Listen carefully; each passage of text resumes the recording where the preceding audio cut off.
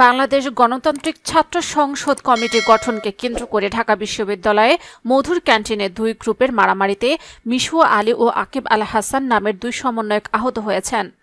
বুধবার সন্ধ্যা 5:30টার দিকে আহত অবস্থায় তাদের উদ্ধার করে ঢাকা মেডিকেল কলেজ হাসপাতালে জরুরি বিভাগে নেওয়া হয়। সাকিব আল হাসানকে হাসপাতালে নিয়ে আসা ঢাকা বিশ্ববিদ্যালয়ের শিক্ষার্থী নাহিদ ইসলাম জানান, গণ অভ্যুত্থানে ছাত্র নেতাদের নতুন সংগঠনের নাম ঘোষণাকে কেন্দ্র করে মধুর ক্যান্টিনে দুই গ্রুপের মধ্যে মারামারিতে বেশ কয়েকজন আহত হয়েছেন। তাদের মধ্যে মিশু আলী ও আকিব আল হাসানকে ঢাকা মেডিকেলের জরুরি বিভাগে নিয়ে আসা হয়েছে।